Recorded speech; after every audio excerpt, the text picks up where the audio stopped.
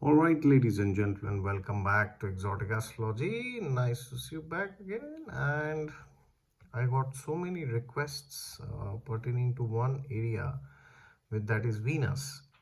I'm talking of Venus during transit. So, for example, if you see here, this is the current transit chart for today. And if you see, we have Saturn in 25 degrees of Capricorn, then we have Venus at 5 degrees, and Mars is at 5 degrees, of course.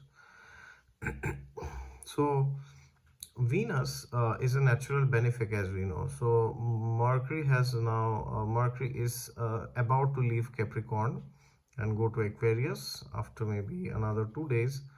Um, so we will only have Venus, which is getting hemmed, which will be quite hemmed for quite some time now, right?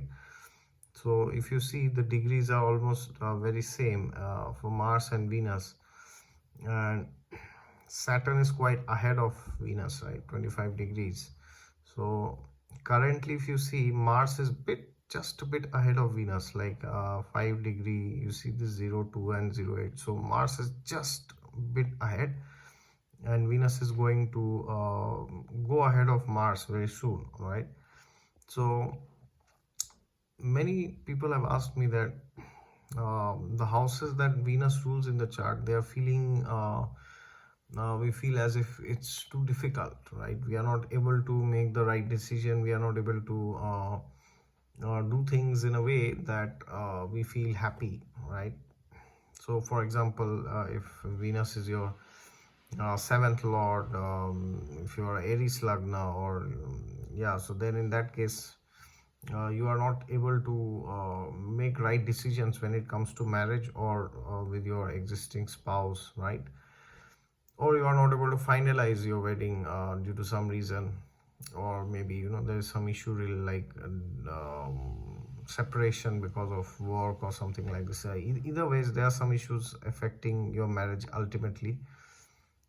If Venus is your 10th lord, then maybe it's something related to your profession, right? But nonetheless, many people have told me that they are feeling very stressed, too much anxious, too much overwhelmed with anxiety, and yeah, quite depressed, and quite suppressed also, I would say, right? So why is this happening, and how long will this continue, right? So well, see, if you take a close look, earlier we had Mercury and Moon also, right? 28th of last month, February. But now Moon has separated and Mercury is about to separate. So now Venus is the only planet which will be hemmed between two malefics, right? So in Vedic astrology, whenever a planet is hemmed between two malefics, or aspected by two malefics or more, or conjunct two malefics, yeah, then that planet is known as under cursed. Okay, so this is like a temporary situation where Venus is like he's almost like he's cursed. Okay, between two malefics like Mars and Saturn. So because of that, what happens is you will feel that yeah, I mean, it's a bit overwhelming, right? So what exactly happened? So you have to understand why, what kind of a curse is this. This effect is because of three planets primarily. If you see, even Rahu is aspecting Venus, because Rahu aspects the ninth house, right? So that is why I have taken this chart. So Rahu from Taurus is aspecting Venus, if you see, right?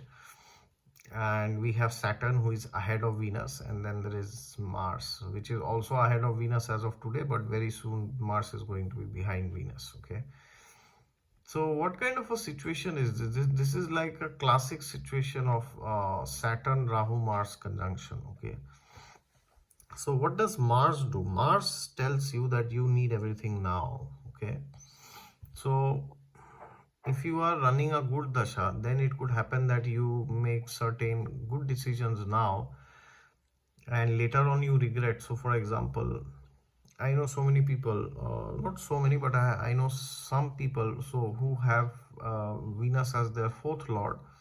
And now because this fourth lord is being hemmed, so therefore they are feeling they should go and buy some property, home, and by taking some home loan, big home loan. And I'm like, okay.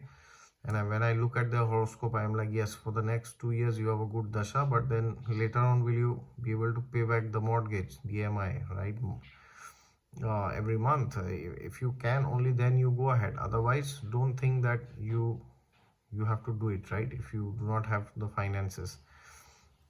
Yeah, so if it is sixth lord, I have seen people, they are being very impulsive and going and resigning from their jobs or wanting to quit because they think they can start their own business and be self-employed and all. Well, then I ask them that, well, have you done good market research? Have you are you sure that the idea that you have, it has some base, right? There are many ways you can do it these days.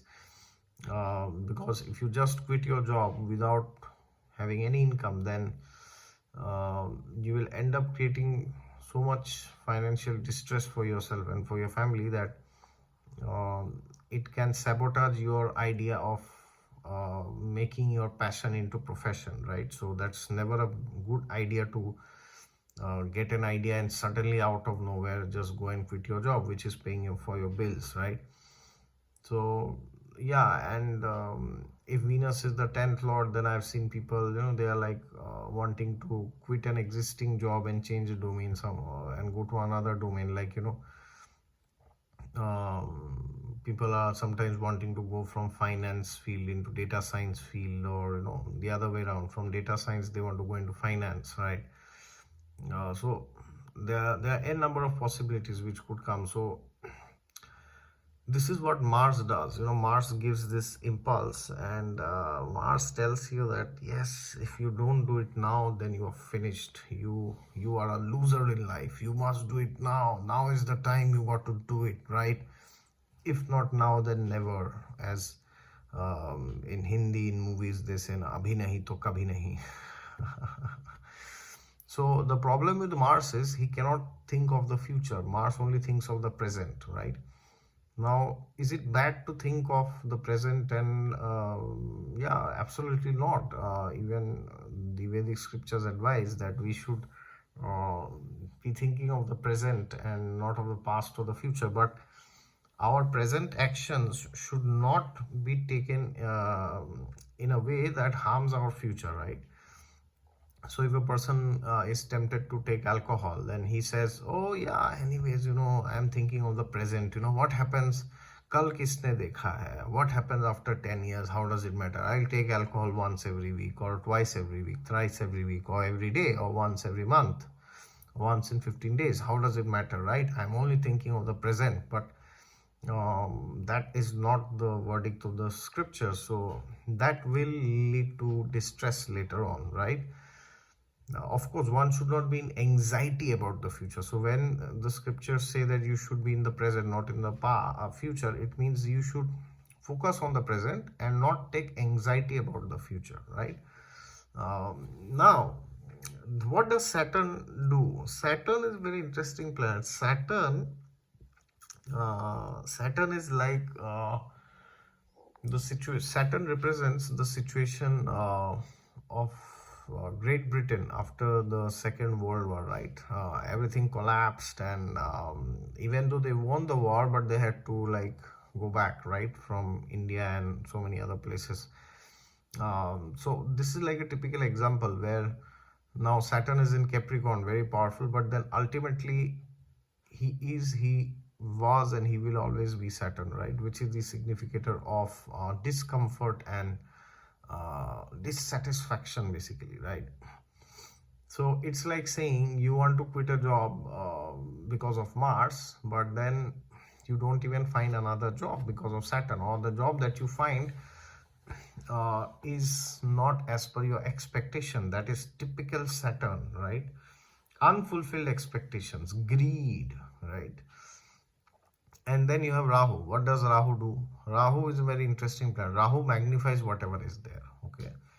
So Mars is telling do it now. Saturn is telling, well, even if you do, what will you get? And then Rahu is magnifying this. This is like, becoming 10 times, tenfold stronger, right?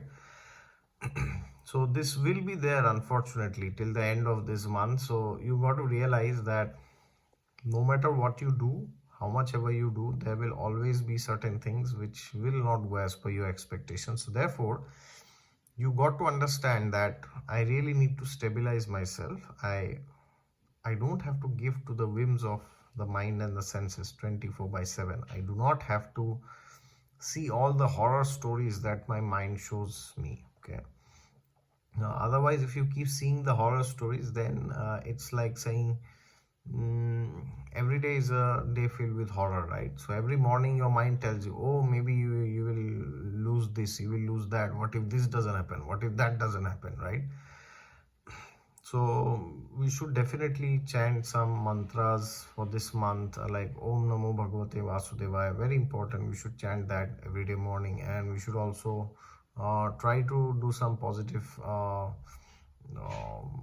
activities during the day, and make a reality check.